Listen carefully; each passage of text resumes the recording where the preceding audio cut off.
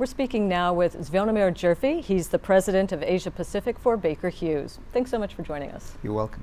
Baker Hughes is going through some changes right now. Can you tell us a little bit about that? Yes, it is the biggest change in the oil service sector, actually, the biggest transaction.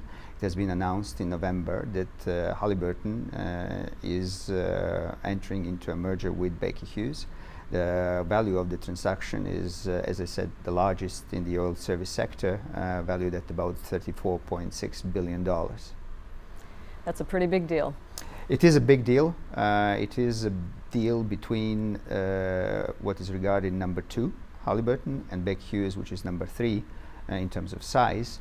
And it presents tremendous opportunities for both companies to grow and execute on their strategies going forward. You have to go through a lot of approval processes and things like that before the deal is done. So in the meantime, you're still going ahead with business as usual to the extent that you can. Is that correct? Absolutely. The approval process goes its own course. It will go through all the all the approvals that are required in various jurisdictions like US, EU, and other parts of the world. While that is going on, we are executing on our strategy. Baker Hughes has been more than 100 years in the oil and gas industry, and in recent years have focused really on profitable growth in various parts of the world, especially in the Eastern Hemisphere. We have done some fantastic job in terms of growing our portfolio, growing our footprint, and focusing on what we are best at. That's innovation and application of the new technologies in oil and gas industry.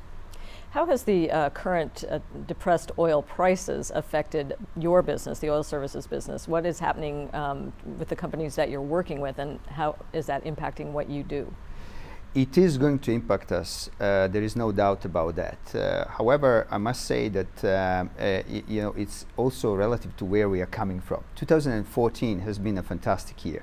Baker Hughes has just announced results of a fourth quarter and 2014 year as a whole, and that has been a record quarter, record year in both revenue growth, profitable margin growth, and cash flow.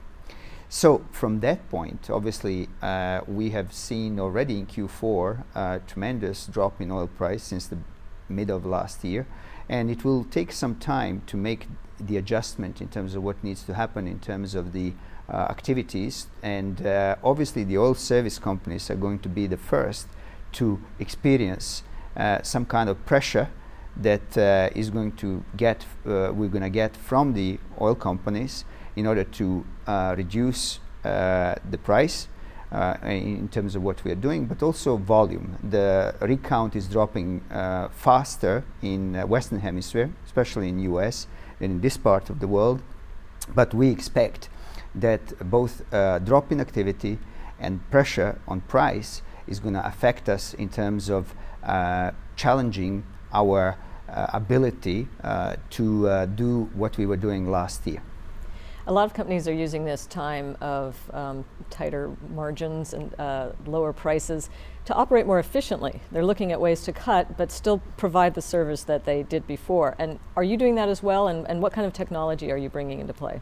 Absolutely. We have positioned ourselves over the last few years very well for any type of cycle in the oil industry. Down cycle, to me, presents a lot of opportunities. As we have challenges, you have to address these challenges in the different way that you have done in the upcycle. Upcycle always means more volume. Down cycle means quality type of work. So quality type of work is very well fitting into our strategy, which is about innovation, about new products, about introduction of these new products and innovative ways to do things faster into the market. So we are going to replace some of the volume with more quality type of work, which can return better margins. It also can deliver better value to the client compared to the volume type of work. And what are you hearing from people at the Oil Council meeting here about what they want from you in 2015 and further down the road? Are they changing their demands? Not significantly, I would say.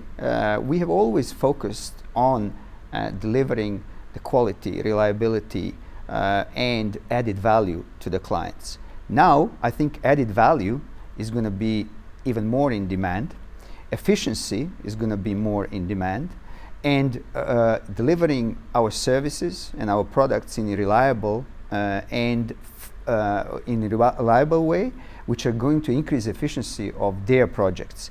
So really, it ties in with our strategies. And I think, as I said earlier, we have the portfolio of products, services that are going to fit into delivering this type of added value to our clients. What can your clients look forward to with a combined company with Halliburton? Well, I think obviously there is things in the portfolio of Baker Hughes and Halliburton that are going to be complementary. And I believe that personally that that's something that clients can look forward to. And we have focused in Baker Hughes really to meet the clients' demands in the best possible way for the short term and long term. And I believe many of our competitors, including Halliburton, have done that as well. So I think that the combined company will have tremendous opportunities for delivering for clients both in short and long term. Do you have any clients that have dropped any projects or delayed any projects, and is that having an impact on your business? Yes, definitely. We see that decline in a more rapid way in US. In the Eastern Hemisphere, it is taking place right now in certain parts of Europe, even Africa. Middle East, a little bit different picture, because there we see maybe an increase in volume in certain countries. And in Asia Pacific, we are going to see delay in projects, some which are especially exploration type of work, deep water development projects. They are probably going to be not cancelled, but probably postponed.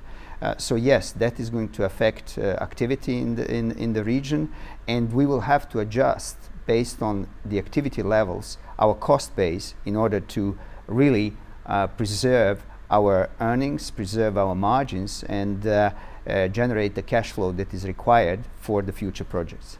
So this is a tough time, but you're still going forward. What are you looking forward to in 2015? What kind of projects and what kind of outlook do you have for 2015?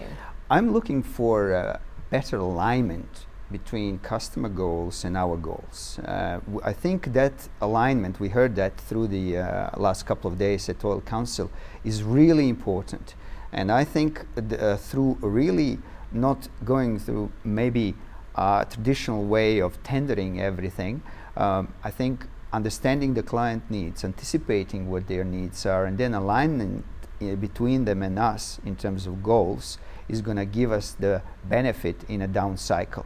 And we are definitely willing to go into some risk-sharing agreements where whoever performs better will be awarded in a better way than they used to be in the past. So with really focusing on reliability, delivery of the quality, there is an opportunity to earn better than in the up market, maybe not in terms of volume, but in terms of margin for sure. Very interesting time in the industry. Interesting time, and the time that we have experienced in the past. So with the strong performance that Baker Hughes is known for, the strong balance sheet and the very focused approach towards the clients in a longer term in terms of partnering with them, I think we're well poised for this environment. Well, thank you very much for coming in and sharing some of your thoughts with us. You're welcome. We've been speaking with Zvonimir Djefi, the President of Asia Pacific for Baker Hughes.